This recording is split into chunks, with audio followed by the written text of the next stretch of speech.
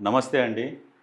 కాళేశ్వరంపై NDSA నివేదికలు అవినీతి ప్రస్తావన లేదు అని ఎవరంటుండ్రు? హరీష్ రావు అంటుండ్రు.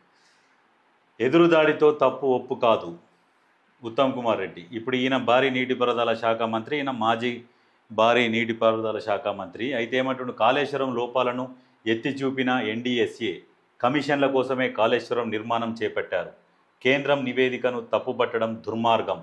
సొంత నిర్ణయాలతో 1,00,000 కోట్లు నీటిపాలు చేశారు. బీఆర్ఎస్ నేతల తీరుపై మండిపడ్డ ఉత్తమ్. అయితే కేంద్రం నివేదికను కూడా తప్పుపడుతున్నారు అన్నట్టు వీళ్ళు. ఇప్పుడు కాంగ్రెస్ వాళ్ళు చెప్తున్నది అయితే కాదు కదా. కేంద్రం నివేదిక ఇస్తే దాన్ని కూడా ఈ మన హరీష్ రావు తప్పుపడుతున్నాడు. ఏమంటున్నారు ఇక్కడ? కాళేశ్వరం విషయంలో చేసిన తప్పులను ఒప్పుకోకుండా తిరిగి ఎదురుదాడికి దిగడం వల్ల వారు చేసిన తప్పులు ఒప్పులు కావని రాష్ట్ర మంత్రి ఉత్తమ్ కుమార్ రెడ్డి అన్నారు. చివరకు కాళేశ్వరం ప్రాజెక్టులో తీవ్రమైన లోపాలున్నట్లు ఎన్డీఎస్ఏ నివేదిక ఇచ్చిన తర్వాత కూడా బీఆర్ఎస్ నేతలు సిగ్గుపడడం లేదని విమర్శించారు. కావాలని ఎదురుదాడి చేస్తూ ప్రజలను తప్పుదోవ పట్టిస్తున్నారని.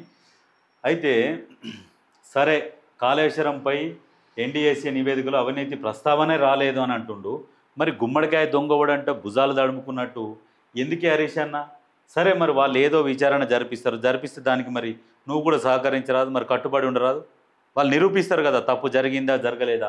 ముందే ఇక్కడ నువ్వు పేపర్లల్లా గట్టిగా నోరేసుకొని అరిచి ఏం జరగలేదంటే తప్పు కదా అది. ఇప్పుడు వాళ్ళు చెప్తున్నారు నివేదిక ఇచ్చారు, నివేదికను కూడా నువ్వు దాన్ని కూడా తప్పు పడితే ఎట్లా? కేంద్రం తప్పే అంటావు, ఇటు కాంగ్రెస్ని తప్పే అంటావు. మరి ఒప్పేదనాలే. అక్కడ ఏం జరగలేదు, అంత చక్కగానే ఉంది. 7 పిల్లర్లు కుంగలే ఇంకా పైకి లేచినాయి, గట్టిగా ఉన్నది. ఇంకా దాని మీద 1000 లారీలు వరుస పెట్టిపోయినా కానీ కాళేశ్వరంకి ఏం కాదు, అట్లా ఉన్నది. నీళ్లు దానంతలు అయ్యే బయటికి జిమ్ముతున్నాయి, మోటార్లు లేకున్నా కానీ అట్లా కట్టినాం మేము.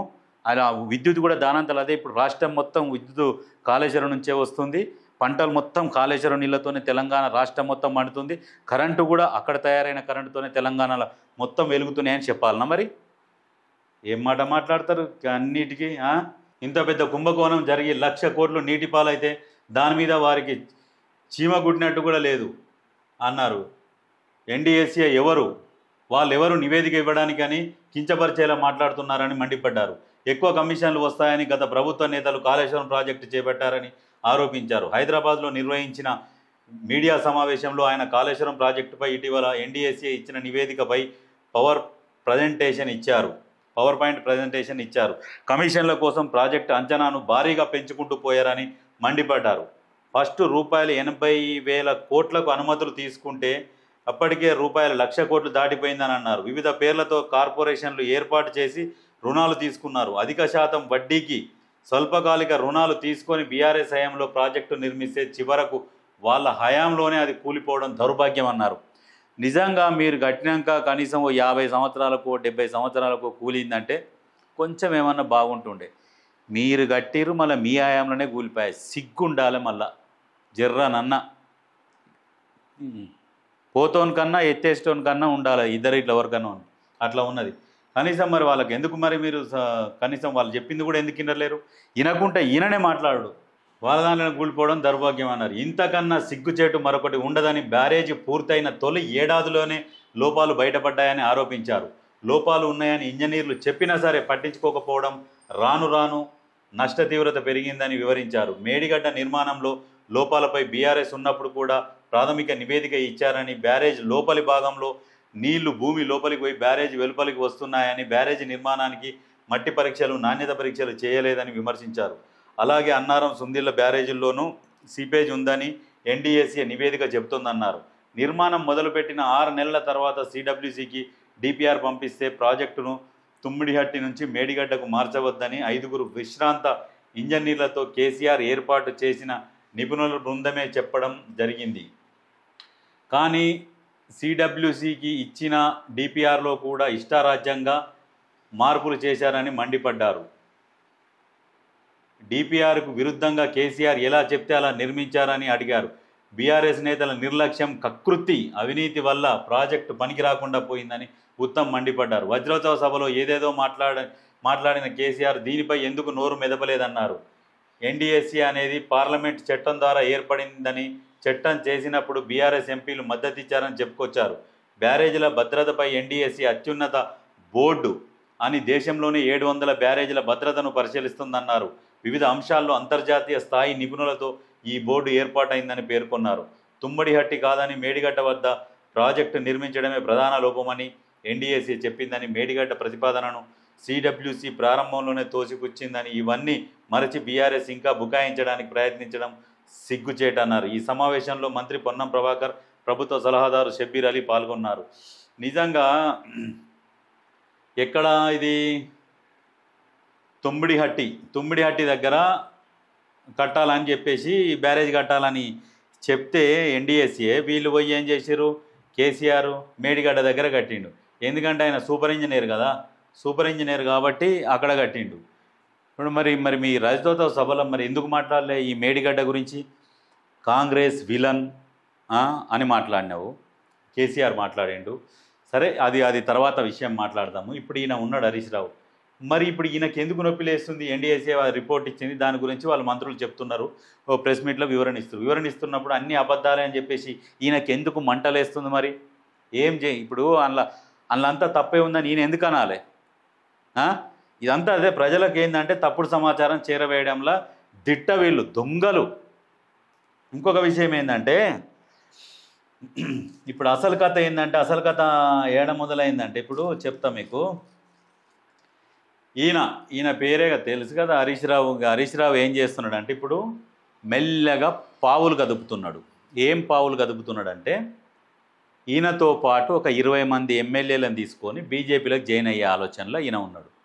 ఇప్పుడు బీజేపీ కూడా ఏం చేస్తున్నదంటే ఇప్పుడు అన్ని నివేదికలు ఇస్తుంది, ఇక ఒత్తిడులు చేస్తుంది అన్నట్టు. బీజేపీది ఎట్లా ఉంటుందంటే చుట్టూ ఒత్తుకుంటూ వస్తే ఇక తప్పని పరిస్థితుల్లో లొంగాలి వంగాలి ఏదైనా చేయాలి బీజేపీ తలుచుకుంటే. ఇప్పుడు బీజేపీ తలుచుకుంది, వంచుతుంది, మెడలోంచుతుంది, ఒత్తుతున్నది, అన్ని రకాలుగా చేస్తున్నందుకు ఇంకా ఆల్రెడీ లోపలి సమాచారం ప్రకారం ఏం చేస్తున్నాడంటే బీజేపీతోని మాట్లాడుకొని బీజేపీలోకి పోతందుకు ఆలోచన. ఈయన కొన్ని కండిషన్స్ పెట్టిండు అన్నట్టుగా సమాచారం. నేను వస్తే నాకు ముఖ్యమంత్రి పదవి ఇస్తారా? అరే నువ్వు ఫస్ట్ అయితే రావా, వచ్చినాక చూద్దామనేమో వాళ్ళు. నాకు ముఖ్యమంత్రి పదవి ఇస్తా అంటే దాన్ని మీరు నాకు మాట ఇస్తే నేను వచ్చి బీజేపీలో జాయిన్ అవుతా. ఈ ముఖ్యమంత్రి పదవి ఆశ ఎందుకు పుట్టిందంటే ఇప్పుడున్న రేవంత్ రెడ్డిని చూసి, రేవంత్ రెడ్డి నాకంటే మా దాంట్లో నేనే అప్పుడు సీనియర్ ఉంటుంటే, రేవంత్ రెడ్డి మా పార్టీలో కూడా కొద్ది రోజులు ఉండే కదా, అసోంటిది ఆయన ఇప్పుడు కాంగ్రెస్లో పోయి మాట్లాడుకొని ఊరాఊరిగా చేసి డైరెక్ట్ సీఎం అయిండు. నేను ఇంతవరకు సీఎం కాలేకపోతే సిగ్గుపోతుంది. ఎట్లా నా కనీసం నేను జాయిన్ అవుతా, నాకు సీఎం పదవి ఇస్తా అని హామీ ఇస్తా అంటే బీజేపీలకు జాయిన్ అవుతా. నాతో పాటు 20 మంది ఎమ్మెల్యేలు ఉన్నారు, వాళ్ళని కూడా తీసుకొచ్చుకుంటా, వాళ్ళకు కూడా అక్కడనే సీట్లు ఇవ్వాలి అని ప్రపోజల్ పెట్టిండు. ఈ ప్రపోజల్ని బీజేపీ ఏం చేస్తుంది? బీజేపీ ఎప్పుడు కూడా వెంటనే నువ్వు అనగానే అనదు. నువ్వు ఫస్ట్ రా, నీకు అనుకున్న దానికంటే ఇంకెక్కువనే చేస్తాం, నువ్వు నాకే ముఖ్యమంత్రి పదవి కావాలి ఫస్ట్ అని ఈ రకంగా చర్చలు నడుస్తున్నాయి. అందుకనే ఈ బీఆర్ఎస్ అంతర్గత లొల్లులు ఏం పెట్టుకుంటలేడు. వర్కింగ్ ప్రెసిడెంట్ ఇచ్చినా తీసుకుంటా, ఇయ్యకున్నా సప్పుడే కూకుంటా, ఏమి ఇయ్యకున్నా సైలెంట్గా ఉంటా, నా నియోజకవర్గంలో నేను తిరుక్కుంటుంటా అని చెప్పేసి చిన్నగా పావులు కదుపుతున్నాడు, చాపకంది నీరులాగా. ఈ కేటీఆర్ అనేటోడేమో ఇక ఒర్రుకుంటా తిరుగుతూ ఉంటాడు. ఇక సూట్ బూట్ అనుకుంటా ఇక టక్ వేసుకొని అటు ఇటు అనుకుంటా తిరుగుతుంటాడు. ఇక జలసాలకు బయటి దేశాలకు అక్కడికి ఇక్కడికి పోతాడు. ఈ పోయిన తరుణంలో ఏం చేస్తాడు? మనోడు మంచి గ్రౌండ్ తయారు చేసుకున్నాడు, బీజేపీలోకి పోతాడు, కావాలి నాకు ముఖ్యమంత్రి పదవి కావాలని కూర్చుంటుండు. వాళ్ళు ఇయ్యకుండా కూడా గుంజుకపోతారు. ఆల్రెడీ స్కెచ్ చేసుకున్నారు, వాళ్ళది చర్చలు కూడా అయిపోయినాయి. జాయిన్ అయ్యే సమయం కూడా ఎప్పుడంటే ఇంకొక సంవత్సరం కావాలి. ఇప్పటి నుంచే జాయిన్ అయితే కొంచెం బాగుండదన్న ఆలోచనతో ఇంకొక సంవత్సరం తర్వాత జాయిన్ అవుతా అని బీజేపీకి కూడా మాట ఇచ్చిండు అనే సమాచారం. ఇక ఈయన బీజేపీలకు పోతే బలం ఉంటుందా అంటే ఉంటుంది, ఎంతో కొంత ఉంటుంది. ఎందుకంటే మనం కూడా ఎట్టిగా ఉండదు అని మనం కూడా చెప్పడానికి లేదు. ఎందుకంటే ఇప్పుడు ఈయన కొంచెం మాస్ లీడర్ కాబట్టి కొంచెం విలేజ్లలో ఏం చేస్తారంటే కొంత పర్సెంటేజ్ పబ్లిక్ ఈయన సైడ్ మలుతారు, బీజేపీ కొంత బలం వస్తుంది. ఇప్పుడున్న 8 ఎమ్మెల్యేలు సీట్లు కాస్త ఇంకొక 20, 28, 30 సీట్ల వరకు పోతే బీజేపీ 30 సీట్లు బీజేపీ అంటే ఈయన బీజేపీలో జాయిన్ అయినాక బీజేపీ ఊపు వచ్చి బీజేపీ, తెలుగుదేశం, జనసేన వీళ్ళందరూ కలిసి కొట్లాడితే ఒక 30 సీట్ల వరకు వీళ్ళు పోతారు. 30 సీట్ల వరకు వీళ్ళు పోతారు. మళ్ళా ఇప్పుడు వీళ్ళ మామ ఉన్నాడు కదా గప్పాల ఎల్లే కూడా దగ్గర దగ్గర వాళ్ళకు కూడా ఒక 20-25 సీట్లు వాళ్ళు కొడతారు. 20-30-55 సీట్లు వీళ్ళకు వస్తాయి. 60-62-65 సీట్ల వరకు మళ్ళీ కాంగ్రెస్ వచ్చే అవకాశాలు ఉన్నాయి. మిగతా సీట్లు కొన్ని ఎంఐఎం సీట్లు పోతాయి. అంతే జరుగుతుంది. ఈ మధ్యలో మళ్ళా ఒకవేళ ఎవరు ఎంఐఎం, బీజేపీ, టీడీపీ వీళ్ళందరూ కలుస్తారా అంటే కలవరు. ఎంఐఎం ఇలా దాంట్లో కలవదు. అది ఎంఐఎం ఏంది సీక్రెట్గా లోపల నుంచే కలుస్తుంది ఎప్పుడైనా బీజేపీతో. లోపాయికారి ఒప్పందం ఉంటుంది. బయటంగానేమో గల్లలు పట్టుకుంటాం, కొట్లాడుకుంటాం, కత్తులు కూడా దూస్తాం. నైట్ అయిందనుకో ఫ్రెండ్స్ బాయ్ గల్లె మిలాంచుకుంటారు. అట్లా ఉంటుంది బీజేపీతో ఎంఐఎం. నిజంగా మరి అది వాస్తవం. ఎవ్వరు అవునన్నా కాదన్నా మాత్రం బీజేపీ ఎంఐఎం రెండు ఒకటే. ఎన్నడన్నా అసదుద్దీన్ ఓవైసీ మీద కానీ ఎంఐఎం ఎమ్మెల్యేల ఎంపీల మీద ఎన్నడన్నా ఐటీ రైట్స్ కానీ ఏమైనా జరిగినాయి? ఈడీ రైట్స్, ఐటీ రైట్స్ ఏదైనా జరగవు. ఇంతవరకు జరగవు కూడా. ఎన్నో ఆరోపణలు వచ్చినాయి, ఎన్నో సంపాదించుకుంటారు వాళ్ళు. ప్రతిసారి రాష్ట్రంలో ఏ పార్టీ అధికారంలోకి వస్తే ఆ పార్టీతో సహకరిస్తారు, పనులు చేసుకుంటారు, సంపాదించుకుంటారు. కానీ అక్కడ కేంద్రంలో ఇప్పుడు 10 సంవత్సరాలు దాటి 11-12 సంవత్సరం వస్తుంది బీజేపీ. 11 సంవత్సరాలు అయింది. ఇన్ని రోజులలో ఒక్కనాడన్నా అసదుద్దీన్ మీద ఏదన్నా చిన్న కేసు అని ఉంటుందా? ఉండదు. వెయ్యరాలు. వాళ్ళు తలుసుకుంటే 5 నిమిషాలలో అసదుద్దీన్ మీద రైడ్ చేసి అసదుద్దీన్ కూడా లోపలేసి కుసబెట్టవచ్చు.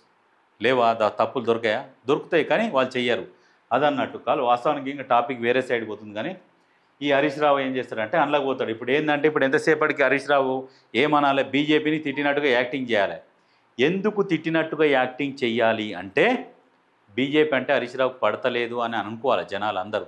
ఈయన జైన్ అయ్యేంత వరకు డైరెక్టు అట్లనే అనుకోవాలి. అదే రకంగా వ్యవహరిస్తున్నాడు అన్నట్టు. మంచి నటుడే. వీళ్ళ బామ్మాడిది కేటీఆర్ ఏం చేశాడంటే ఊకనే దొరికిపోతాడు. ఏదైనా చేస్తాడు, దొంగ అల్గా దొరికిపోతాడు, తనంతలో తానే దొరికిపోతాడు. ఈయన దొరకడు. ఇది మామూలు కాదు. గూఢాచార సంస్థ కూడా కొన్ని సీక్రెట్ ఆపరేషన్ చేస్తాయి చూడు, అంతకంటే కూడా డేంజర్. దొరకడు. ఎప్పుడు ఎవరిని ఏం చేయాలి, ఎప్పుడు ఎట్లా చేయాలనేది ఈయన మదిలో ఉన్నది. బీజేపీ కూడా అందుకని ఈటెల రాజేందర్ను గుంజుకుంది. ఈటెల రాజేందర్ గారి సలహా మేరకే హరీష్ని కూడా గుంజుకొస్తే మనం అధికారంలోకి వస్తామన్నట్టుగా అధిష్టానానికి ఈటెల రాజేందర్ హామీ ఇచ్చిందంట. ఆ హామీ మేరకు ఈయనకు ఆల్రెడీ ఉచ్చులేసిరు, ఉచ్చులలో పడ్డాడు. ఖచ్చితంగా ఈయన బీజేపీలోకి పోతున్నాడు. ఇది వాస్తవం. ఎక్కడ కూడా కొంతమంది అంటారు ఇప్పుడు బీజేపీ బీఆర్ఎస్ ఒక్కటి అంటే బీజేపీ బీఆర్ఎస్ ఒక్కటి కాదు. బీఆర్ఎస్ల నుంచి గుంజుకొని తీసుకొని పోతారు కొంతమంది ఎమ్మెల్యేలని. అప్పుడు ఎవరి బలం ఎట్లా ఉంటుంది? అప్పుడు ఏమవుతుంది? కుక్కలు చింపిన విస్తరాకు అవుతుంది బీఆర్ఎస్ది. అప్పుడు వీళ్ళు ఏం చేస్తారు? గట్టిగా అధికారంలో కూడా ఉంటారు కదా అప్పటికి కేంద్రంలో.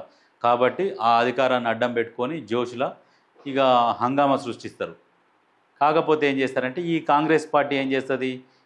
ఇప్పుడు ఎలక్షన్ల ఈ సమయం ఉన్న ఈ వ్యవధిలో ఈ పథకాలు ఫుల్ ఫ్లెడ్జ్గా అమలు చేస్తుంది, ప్రజలలోకి చేరవేసినాక అప్పుడు జనాలు ఏం ఆలోచిస్తారంటే ఈ దొంగలంతా ఒక దగ్గరికి అవుతున్నారు, మళ్ళీ కాంగ్రెస్నే గెలిపిస్తే బాగుండుగా అన్న ఆలోచనకు దాన్ని తీసుకొని వస్తారు కాంగ్రెస్ వాళ్ళు. ఖచ్చితంగా ఇది తీసుకొని వచ్చేసరికి ఏం చేస్తారంటే ఖచ్చితంగా ఈ అభివృద్ధిని చూసి కాంగ్రెస్ కోట్లేస్తారు.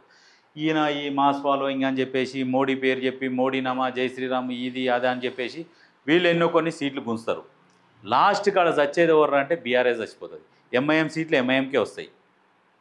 ఎంఐఎం సీట్లు ఎంఐఎంకు బరాబర్ ఎన్ని సీట్లు రావాలో అన్ని సీట్లు వస్తాయి. కాంగ్రెస్కు అధికారంలోకి రావడానికి ఎన్ని రావాలనో అన్నీ వస్తాయి. ఇక వీళ్ళు ప్రతిపక్ష పార్టీకి అప్పుడు ప్రతిపక్ష హోదా ఎవరికి ఉంటుంది అంటే అప్పుడు బీజేపీ పార్టీకి ఉంటుంది ప్రతిపక్ష హోదా. ఇది వాస్తవం. ఇదే జరుగుతుంది 100%.